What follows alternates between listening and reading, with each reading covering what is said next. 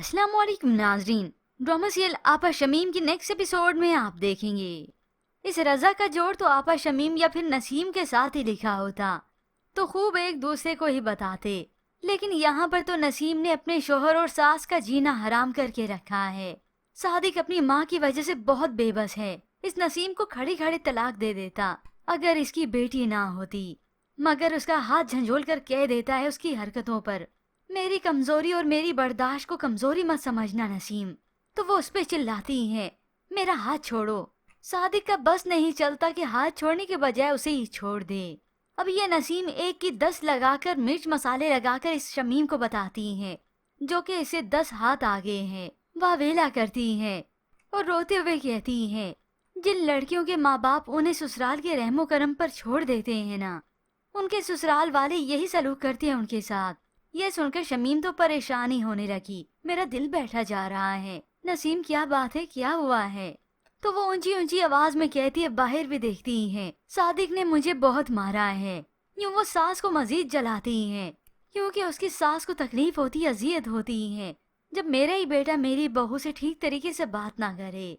बस फिर सास का जीना हराम करके रख दिया है, ताकि ये सास खुद ही अपने बेटे को मनाए कि ये सादिक अपनी बीवी को अलग घर ले दे। जबकि दूसरी जानिब ये रजा अपनी दूसरी बीवी को लेकर बाहर घूम रहा है। रेस्टोरेंट जाता है, उसका मूड अच्छा करता है और अच्छे से टाइम स्पेंड करता है। तो इधर अब्दुल बारी भी कशफ को बाहर ले जाता है, वो भी रेस्टोरेंट में जाते हैं।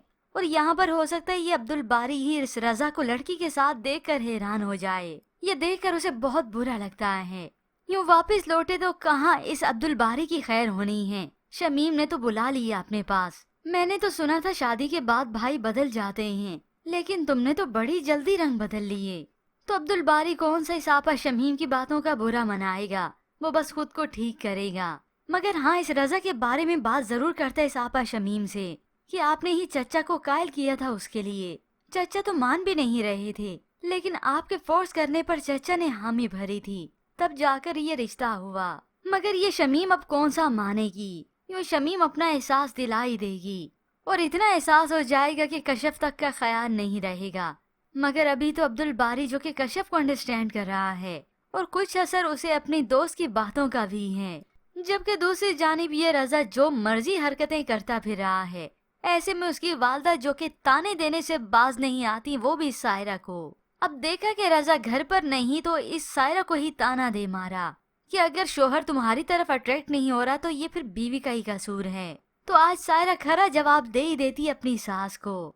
अगर बीवी के होते हुए मर्द को बाहर की औरतें अट्रैक्ट करें तो इसमें कसूर बीवी का नहीं बल्कि उसकी तरबियत का होता है। ये सुनकर माँ को तो गुस्सा ही आ गया, तुम मेरी तरबियत पर उंगली उठाओगी? तुम्हारी इतनी जुर्रत। उसी वक्त सायरा को थप्पड़ मारने लगी कि सायरा उनका हाथ पकड़ लेती है। अब ये सब देखकर तो उन्हें अकल आ ही जानी चाहिए। खैर वैसे अकल अगर आती तो अपने बेटे का ये रूप देखकर ही आ जानी थी। यूं बहू को ताने देने की बजाय वो उसकी हमदर्द बनती। मगर खैर इस रजा की दूसरी शादी का भांडा भी फूटेगा।